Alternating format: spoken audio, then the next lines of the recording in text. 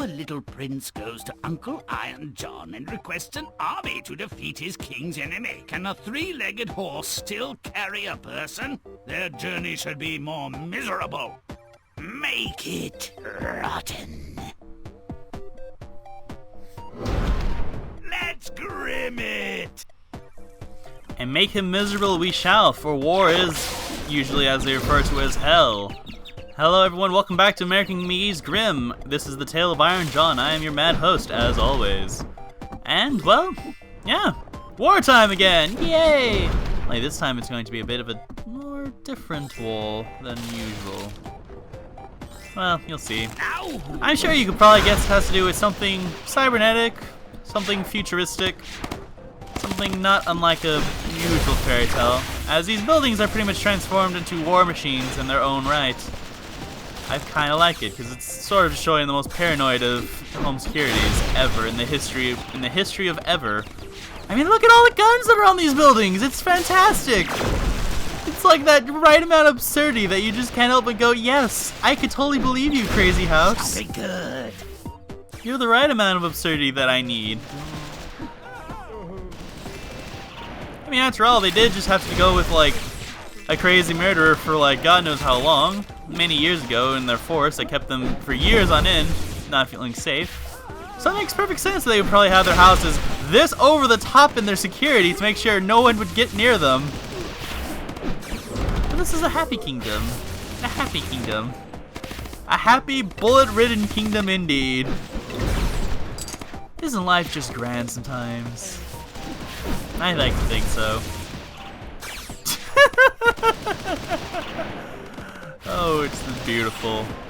Now, either way, let's make our wonderful former prince / gardener as miserable as he should be in a three-legged nag.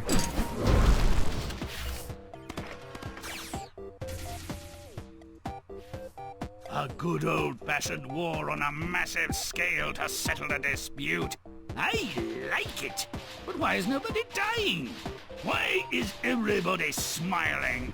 What are the eviscerations? Hacked limbs, decapitations. War is more than heck. Can robots lick the dogs of war? Make it repulsive.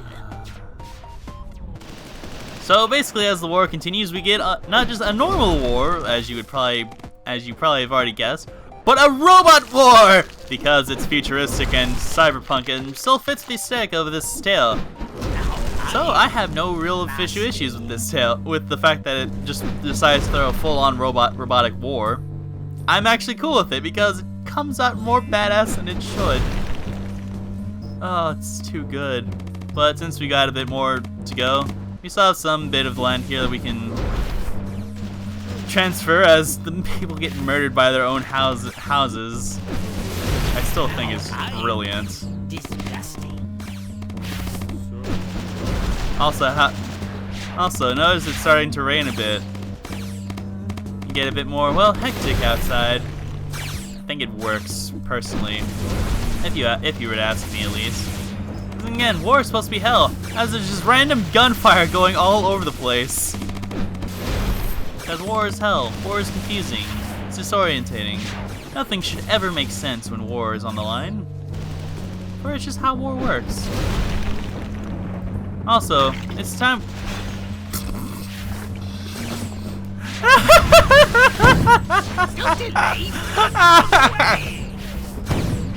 I'm sorry, that one guy just falling to his death just made me laugh more than I should have. But we still have some soldiers to turn evil to proper killing machines. Look at this war zone. I can barely even talk over it. But it works so well. Because this is the true hell. The true hell that is war. Which you know about. Jesus. Saving Private Ryan, this is not. What it makes it better, I feel. Because, Jesus. And we're still not done, so we still have an entire front line to change. Of the enemy behind enemy lines we shall confront. Pretty much make these people even worse. We even have deadly gunships to murder people in. Because yes. And your reasons are infallible. Oh god, this is just beautiful. I really appreciate just how silly this gets. Like, it gets to the point where it is like, as you would probably depict the war to truly be like, so off the wall, it's so batshit insane, with so much going on, that you actually truly begin to lose sight of what's going on. So let's bring Iron John into this mix. Iron John, you're needed.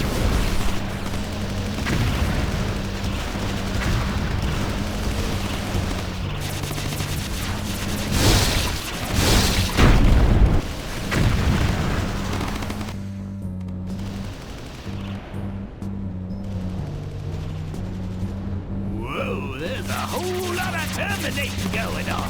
The brothers never knew how sweet 1,000-kilowatt jet laser could be when properly inserted into a fairy tale battle. More's the pity.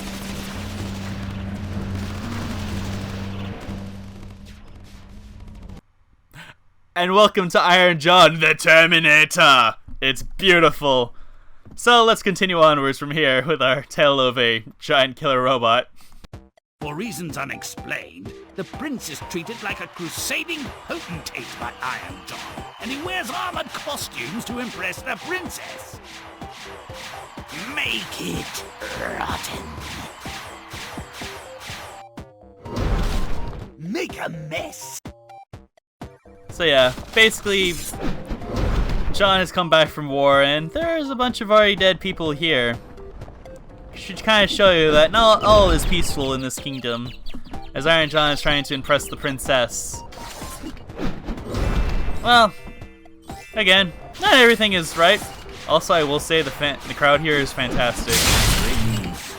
They are literally the most fake, just puppet-like people you could ever imagine in the history of ever, and it just kind of... And again, it's one of those things where it strangely works more to the advantage of the story. Since there's less people to be animated, it just kind of works to just go out to like a more stylized approach. Hey, you people, stop messing with me, people! Rompin' stump! You're messing with me work. How's about new? Don't be converting my folks, or I will convert you back to the hopeless bums you are. That includes you. Ow. Nasty. Now let us show people as they more so appear. Oh, this kingdom is already looking as futuristic as shit. Probably to a point where it shouldn't have been. This is a kingdom that shouldn't be. But who's to care? And who is to really bother? We have still more story to continue on with.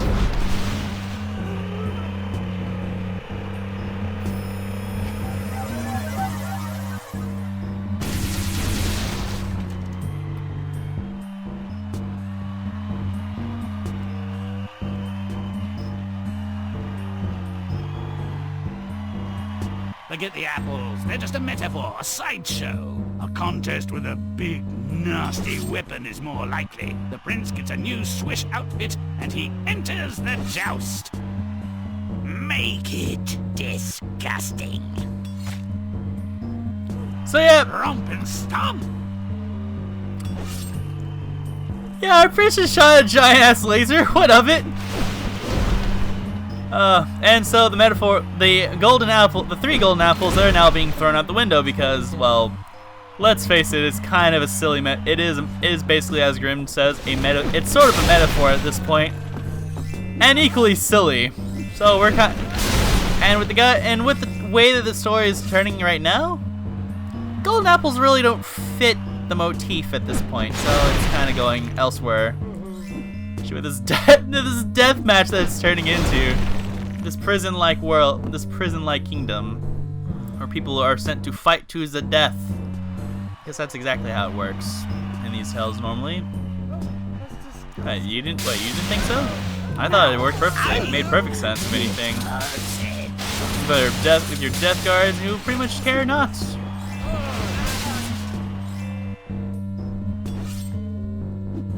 that everyone? Or all of the guards that are needed? Because if so, we're gonna still convert people before we show the new prince in his newer colors. Also, the crowd looks... I love the crowd, how demented they look in this. Also, hello, secrets. Why are you hiding behind the benches? I don't know, but I will fix that now. For this is a wonderful kingdom. No place you'd rather be. Probably because you probably have no choice in the matter. So let's show them what for.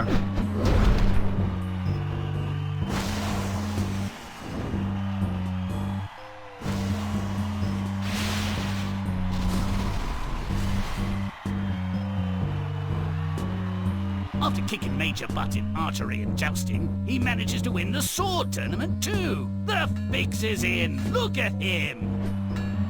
Make it, putrid. Romping, stomping, butt kicking good. And now to end off all of that with the joust and the archery tournament, we have a literal a tournament of the sword, a fight to the death usually, or at least hopefully not a fight to the death. Usually they're usually avoided to not include the death of said people, but you know, accidents can happen. And if since your opponent is clearly a robot in disguise, it shouldn't really matter, really, what the crowd should think. They should probably be more pleased, if anything, that there is mindless bloodshed. I mean, look at these people. They are clearly demented enough that they probably would not care if someone lost a limb, lost an eye, lost a head, lost some blood or some oil, lost some circuits. Either way, shouldn't matter to them, because for them, this is the grand spectacle of all. Grimm's rancid now.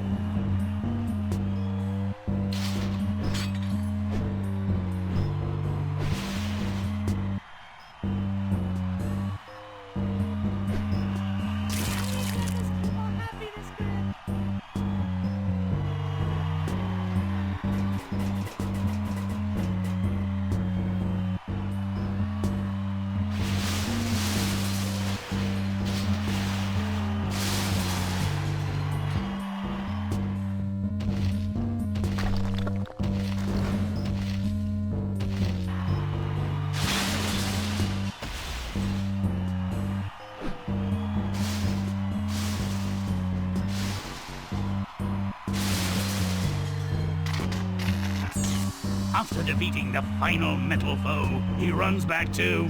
well, you know. Do I have to say it?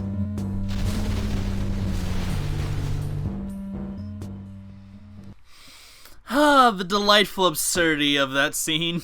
It's just so good.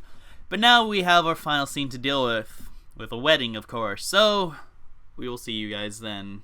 Another quickie wedding. Jeez. Matrimony is said to be an honorable estate when not taken in hand unadvisedly or wantonly to satisfy carnal lust and appetite like a brute beast. So what should you call this sordid affair? Make it disgusting. Charge!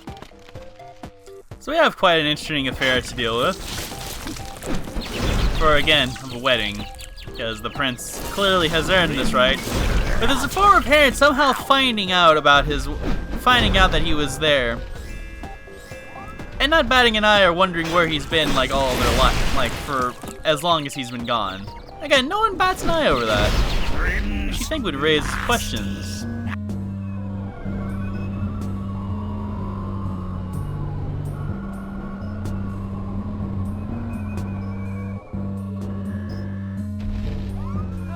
Oh, no, I do like this.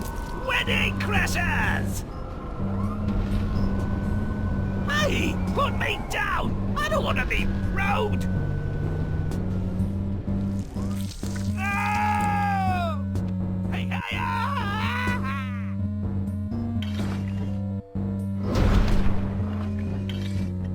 What is this? Mission Impossible? I'm starting to like the probe. Not that there's anything wrong with that. This is getting tedious, isn't it? Make it disgusting. So now on top of this, we now have, well, this to deal with. a lot of the inner workings of the castle, which for me pretty much means terrible, terrible platforming, which makes me the most incompetent of people. Oh no, no, no! This is gonna be this. I apologize again for my lack of platforming skills. Jesus Christ. It's sad. It's really sad when my skills get that bad. Even more than I'm risking life and limb for a secret over here. Hardly cryptic. Thankfully, it's pretty straightforward to get. Doesn't take a whole lot to deal with. I'm kind of glad for it, really. Chompins.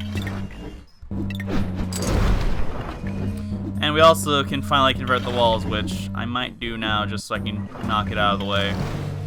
No!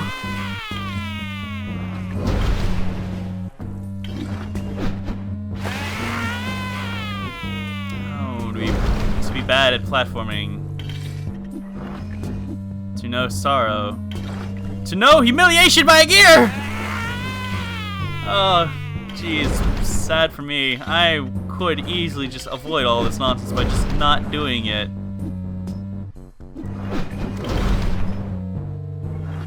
But sadly, because I want to ensure a gold, you know. No! No! Stupid gear. I get tricked so many times by these gears that it's just disheartening. No, no, no! I should just give up on that wall, but I still want to prove myself properly and not just fall to the stupid gears. I'm bad at this. I really am. Oh god, no! No! I was so close that time! I was so close. Yeah, okay, alright. I'm gonna do this one more time. If it fails, I just move on. I fell through. Yeah, forget it, I don't care. I'll more than likely end up going that way because the game will just have the probe get me instead. Because that makes perfect sense. Yeah, that giant death machine will still be floating around and it can get you. It will basically force you to go through this again.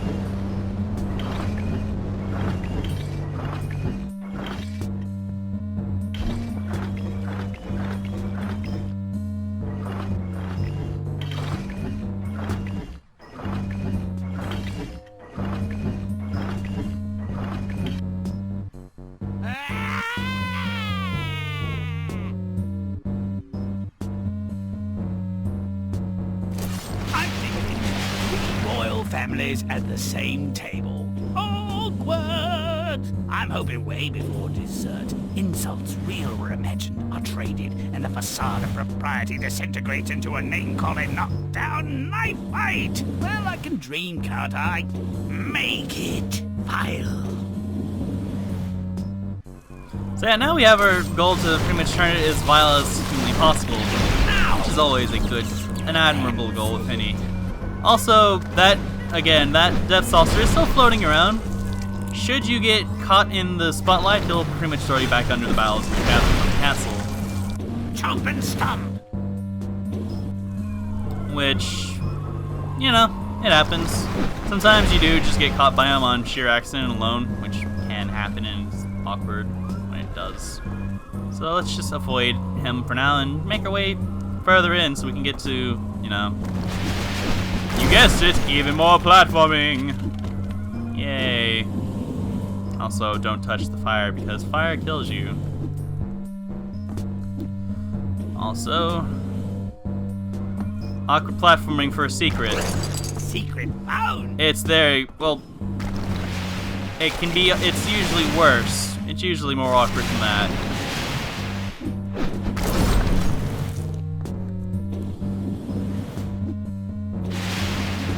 Alright, so with everything that's been said and done, I think this is a good time we'll finish this off, and I will see you, I'll see you guys in the next tale. I'll leave you all with Grimm. So, I have been Genesis 013. Take care, everyone!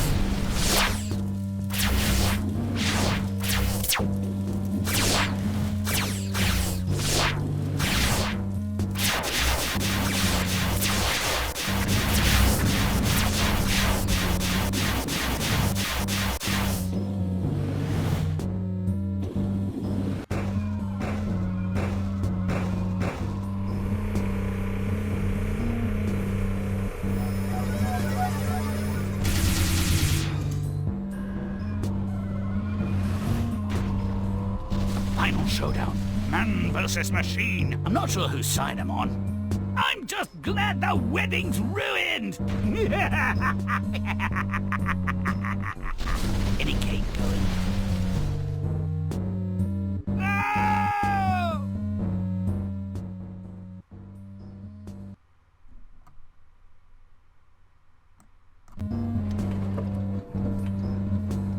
This at least makes sense. An indiscriminate, insatiable man-eater on the loose, and the populace shuffling about like somnambulists, wondering which of them will be his next meal.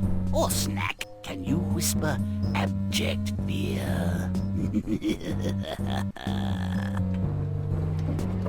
The villagers have a right to be frightened, I suppose, but I've seen zombies with more joie de vivre than these petrified mopes. I spit upon fear, my friend, and the fiend too. Let the best of you follow me. Capturing him is worth any sacrifice. Ah, you know the type. He means any sacrifice others will make. He's just there to pick up the pieces. Expose yourself, my friends. Don't fear the light. It doesn't hurt too much. Those men at a stun. What can light do?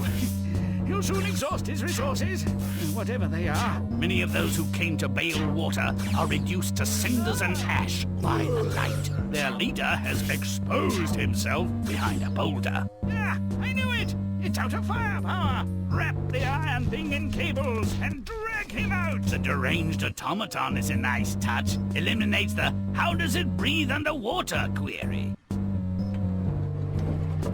Don't approach the cage except to feed him. He likes to play with his grub. It don't like to play with him, of course. Too bad for them. Recycling the local riffraff reduces the criminal population and keeps the thing happy. Yoo-hoo! Rings! Why not play a bit closer to the cage? He's mostly harmless now.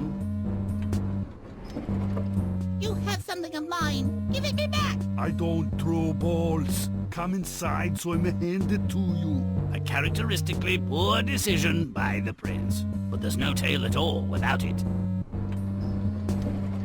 I give you a simple job and you make a hash of it. You did the one thing I told you not to do.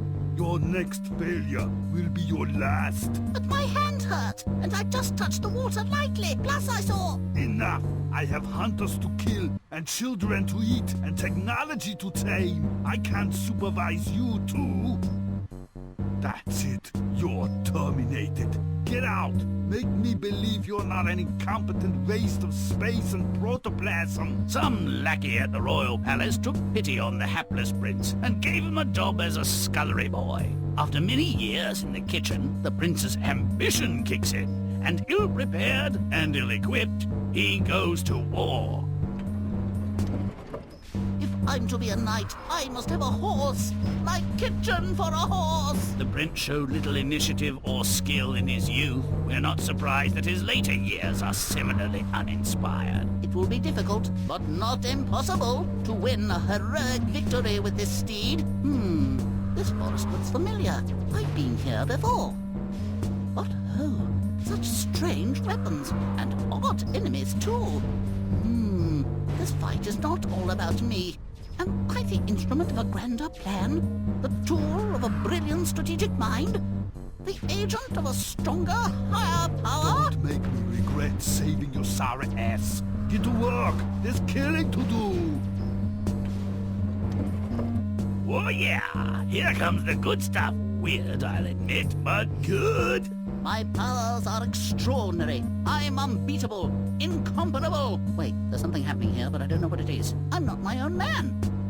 No kidding. When he said he was a tool, he got it just right. The winner of the contest must marry my daughter. I really like your colored armor. It's super hot. Let's dance. Who wouldn't run away from this? But the prince is captured in the end. The wedding date is fixed. The stupid wedding is unavoidable, but the outcome not inevitable. Son-in-law, you'll make a fine addition to my retinue. You'll live here with my daughter and me. He won't. You'll live with his true parents. Our kingdom and army has missed him these many years. You are both unworthy and befouled pretenders. You must pay. I will separate the deserving wheat from the despicable chaff. Prince Connor has lifted the curse that was on me. He will be my heir. Prince Connor's not that impressive. Perhaps Iron John liked the kid's smile. All-powerful doesn't mean all-smart, evidently. May all our stories end so well. Until next time.